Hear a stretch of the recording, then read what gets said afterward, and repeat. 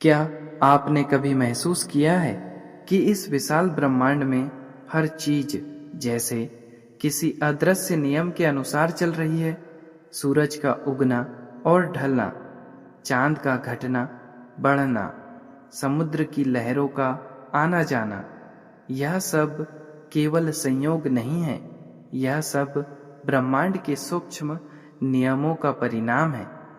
हर ऊर्जा, हर ध्वनि, हर विचार इस अनंत ब्रह्मांड में दर्ज हो जाता है। कुछ भी मिटता नहीं, कुछ भी गायब नहीं होता, बस रूप बदलता है, दिशा बदलता है।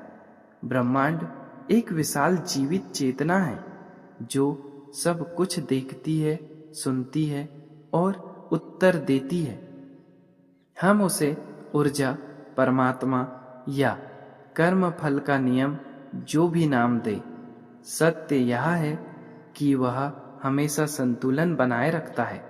लेकिन कभी-कभी यह संतुलन भी हमें अन्याय जैसा लगता है।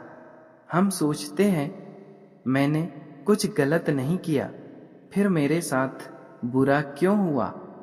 पर उस क्षण हम यह भूल जाते हैं कि ब्रह्मांड कभी अन्याय नहीं करता, बस वह हमें हमारी अधूरी शिक्षा सिखाता है।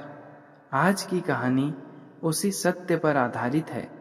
एक ऐसे ऋषि की कथा जिसकी एक घटना ने ब्रह्मांड के कर्म नियम को हमेशा के लिए बदल दिया।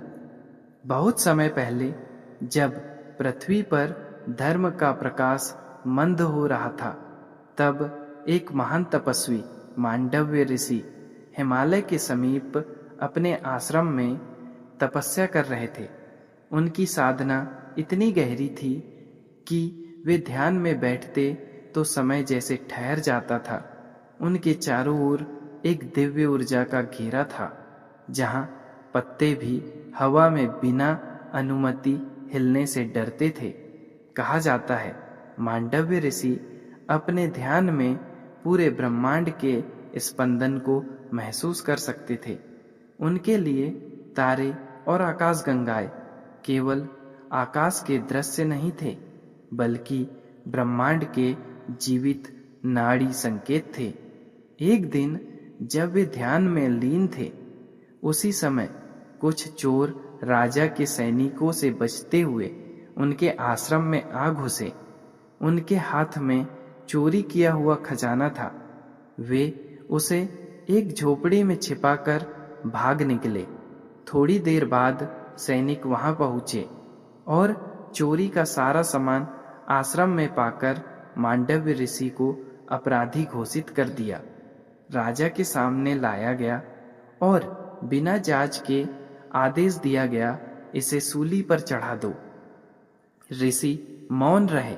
उनकी आंखों में न क्रोध था न भय, जैसे वे जान चुके हो यह केवल मानव का निर्णय नहीं, यह ब्रह्मांड की परीक्षा है। जब उन्हें सूली पर चढ़ाया गया, उनके शरीर से रक्त बह रहा था, पर उनके भीतर की आत्मा प्रकाशमान थी। वे मुस्कुराए और बोले, हे ब्रह्मांड, अगर यह मेरा कर्म है तो मैं स्वीकार करता हूँ, पर यदि यह तेरे नियम की भूल है तो आज मैं तेरे न्याय को जागृत करूंगा। उनकी चेतना सूली पर लटकते हुए भी ब्रह्मांडीय स्तर पर प्रवेश कर गई। ऊर्जा का एक कंपन फैला और उसी क्षण राजा को भीतर से एक आवाज सुनाई दी, तुमने धर्म के विरुद्ध कार्य किया है। राजा भयभीत हुआ और तुरंत आदेश दिया, ऋषि को मुक्त करो, वे निर्दोष है। ऋषि को मुक्त कर दिया गया, पर उनके भीतर एक प्रश्न जलने लगा, क्या यही ब्रह्मांड का न्याय है? क्या निर्दोष भी पीड़ा भोगता है? उन्होंने गहरे ध्यान में प्रवेश किया। उनकी चेतना शरीर से निकलकर यमलोक पहुंची, वहां जहां हर आत्मा के कर्मों का लेखा जोखा रखा जाता है। उन्होंने यमराज से पूछा, हे धर्मराज, मैंने कौन सा पाप किया था? यमराज ने अपने दिव्य लेख देखे।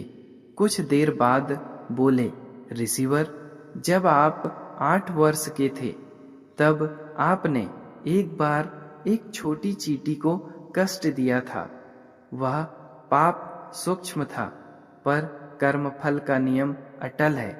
आपको उसी का दंड मिला। ऋषि मुस्कुराए। हे यमराज, उन्होंने कहा, एक 8 वर्ष का बालक क्या कर्म का अर्थ जानता है? क्या ब्रह्मांड इतना कठोर है कि एक बालक की भूल के लिए जीवन भर का दंड दे? उनकी वाणी में क्रोध नहीं था, बल्कि एक ऐसी ऊर्जा थी जो ब्रह्मांड की जड़ को हिला रही थी। यमराज मौन हो गए। चारों ओर स्तब्धता छा गई। सूर्य की किरणें भी जैसे रुक गई और समय स्वयं स्थिर हो गया। ऋषि ने कहा, यदि कर्म चेतना के बिना किया जाए तो वह कर्म नहीं, केवल क्रिया है, और क्रिया का फल चेतना की परिपक्वता से तय होना चाहिए। उनकी आवाज में ब्रह्मांडी कंपन था। हर लोक, हर ग्रह, हर तारा इस सत्य को सुन रहा था। और तभी ब्रह्मांड में एक नई लहर उठी, एक नया नियम जन्मा। अब कर्म का फल केवल कर्म से नहीं, बल्कि चेतना और नियत से तय होगा। उस दिन से ब्रह्मांड के तरंगों में परिवर्तन हुआ। कर्म अब केवल बाहरी कार्य नहीं रहे, वे ऊर्जा के कंपन बन गए। जब कोई व्यक्ति किसी को चोट पहुंचाता है तो ब्रह्मांड केवल यह नहीं देखता कि क्या हुआ, बल्कि यह भी देखता है उसकी नियत क्या थी। और जब कोई प्रेम, क्षमा या दया से भरा कार्य करता है तो उसकी तरंगे ब्रह्मांड के सूक्ष्म स्तर पर प्रकाश बनकर फैल जाती है। यही कारण है कि भले लोगों के आसपास शांति महसूस होती है, क्योंकि उनकी ऊर्जा ब्रह्मांड के साथ तालमेल में होती है।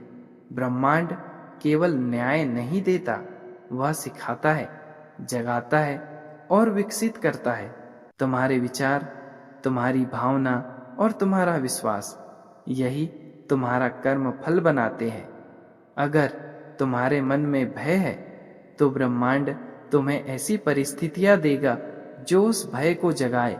अगर तुम्हारे मन में प्रेम है तो ब्रह्मांड तुम्हें ऐसे अवसर देगा जहां तुम प्रेम बांट सको। यही है ब्रह्मांड का संतुलन नियम। मांडव्य ऋषि की यह कथा हमें बताती है कि ब्रह्मांड मौन नहीं है, वह हर क्षण तुम्हारे भीतर बात करता है। कभी एक दर्द के रूप में, कभी किसी संकेत के रूप में, और कभी किसी खोए हुए अवसर के रूप में। पर वह कभी अन्याय नहीं करता, वह केवल तुम्हें जागृति की ओर ले जाता है। इसलिए जब भी जीवन में कुछ गलत लगे तो एक बार आंखें बंद करो और कहो, थैंक यू यूनिवर्स, क्योंकि जो हो रहा है वह तुम्हारे विकास का हिस्सा है। याद रखो, ब्रह्मांड के नियम तुम्हारे खिलाफ नहीं, बल्कि तुम्हारे साथ काम करते हैं। हर विचार एक बीज है, हर भावना एक तरंग है, और हर कर्म एक संदेश है जो ब्रह्मांड में गूंजता है। अगर तुम अच्छे विचार भेजोगे तो वही ऊर्जा लौटकर तुम्हें घेर लेगी। तो आज से सिर्फ अच्छा सोचो, अच्छा बोलो, अच्छा करो, क्योंकि यही है ब्रह्मांड का असली रहस्य।